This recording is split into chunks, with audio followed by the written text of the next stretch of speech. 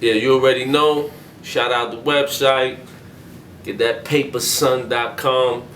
You know, I'm gonna make a website called Take That Paper Son. I do it all. Thirstin Howl the third. Brownsville, Brooklyn in the building. You already know, hip hop icon, fashion historian. The list goes on.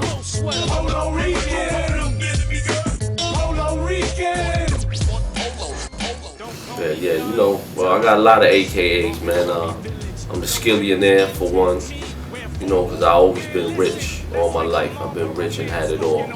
Growing up in poverty and all that other foulness, but I was a rich kid with everything just because of my skills. So I've always been a skillionaire. Another one of my AKAs is the Puerto Rican. As you know, I'm a Puerto Rican from New York, who really represented this polo shit to a whole nother level and degree, and you know, spread it all over the world.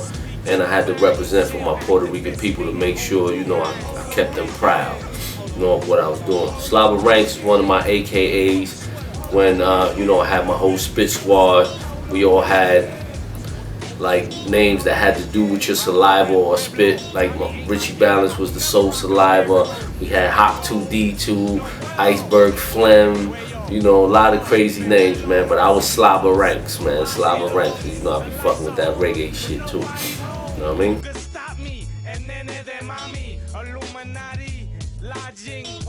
What it is to be a low life, man, is to have love and loyalty for your brothers, man, and the brotherhood.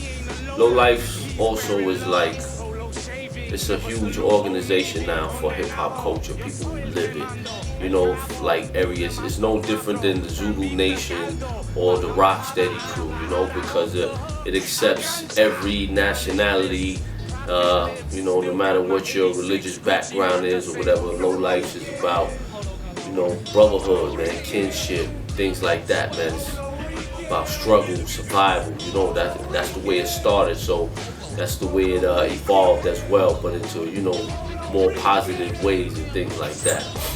The low life movement is serious, man. It's global right now. It's the biggest movement in New York. There's nothing bigger than that in New York right now. We run New York, and I'm in Miami.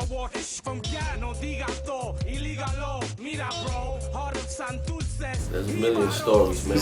I don't be liking to glorify that stuff, you know. I'm an executive now, man. People look at me differently, so. But you know, we did a lot of things, man. Like by any and all means for whatever we wanted. And I'll tell you, you know, briefly that everybody thinks that we only attacked the polo and robbed the polo. That's not true. We took everything. You know, we went in the liquor stores and took all the liquor. We went in the coat stores and took all the coats.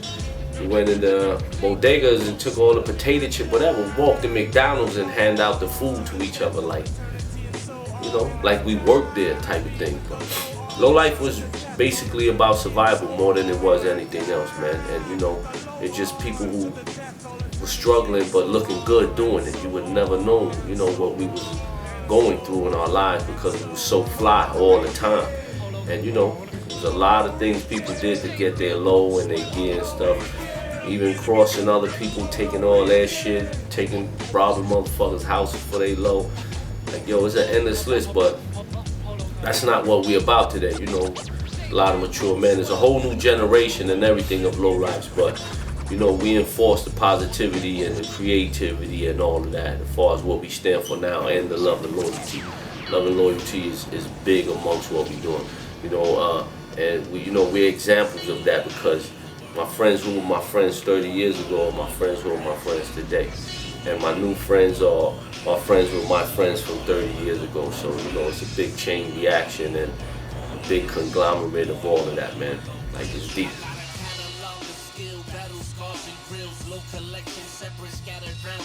Wow, I've never been at that. I mean, I basically do everything. I'm not even stuck on the Ralph Lauren. I take clothes that's not Ralph Lauren clothes and I turn it into Ralph Lauren. You know, it's about your style, who you are. Like, you know, how they say, don't let the clothes make you or whatever. We make the clothes, man. The clothes don't make us. So I can wear anything. I can wear some bullshit. You know what a lot of people don't know about me? I dress like a bum every day. Like I wear stuff that I don't want to care about because I'm always doing things. You know, I train every day. I'm always building stuff. I'm always cleaning stuff, organizing. So when I get dressed, I'm not going to do anything. So usually when you see me on a regular day, I'm like a bum.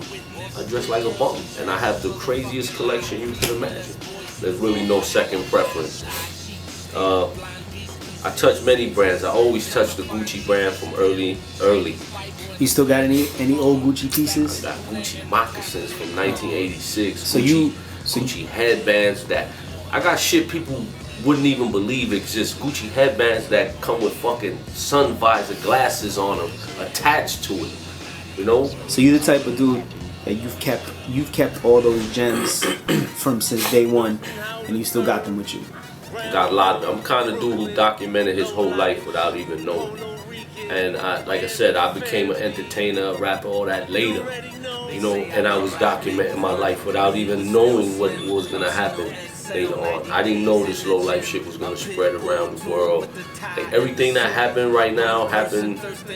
I won't say it's a coincidence because I worked for it at the same time, but I would in a million years would have never told you I was gonna be a rapper. I was gonna see the world. I toured the whole prison system of New York City. I didn't know I was gonna tour the world after that. You know, I'm thinking just gonna live this life. You know, fucking life is different. Shit is real. Well, you know, I do everything, man. I'm a producer, engineer, mix, master, do film, direct. So I do 10 projects at a time. When I don't work on one project, never. I always work on 4, 5, 6 projects at a time, and I wrap projects up like this. I just did my boy Louis Logix, who's actually working on your set over here. He's my latest artist I signed. I just completed his album. He's actually the guy running the smoke and the lighting.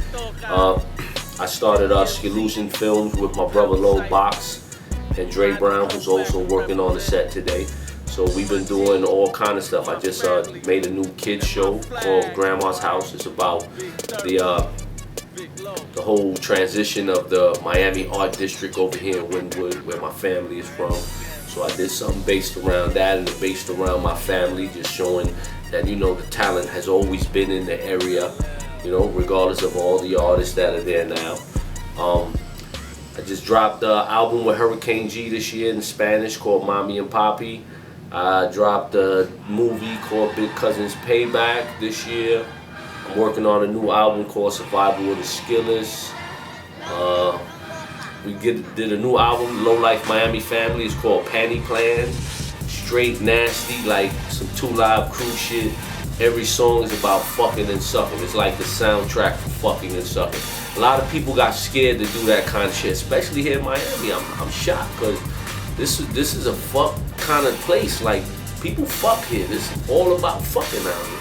So we had to hit them with, you know, that Panty Plans album. It's crazy. It got songs on there with the Beat Nuts, Taz from the Alcoholics, Smoke Dizza, Mayhem Loren, Dre Brown, me, Pito from Miami. You know, it's crazy. B1, the Black Man. Panty Plan's gonna be serious, man. But I'm always working, always. Fine. On the net, motherfucker. Nah, on the net is serious. If you look on the net, you can find anything you want. So you can find Thirstin Howl III. You can go to thirstinhowlthird.com. You can buy my whole catalog, buy all my merchandise, and got the new Low Life rugs available. I just did a deal with Eric Sherman for the Low Life rugs. He got the Def Rugs company now. You know, they releasing a lot of the logos of legendary hip hop artists and all that. So the Def Rugs is out there.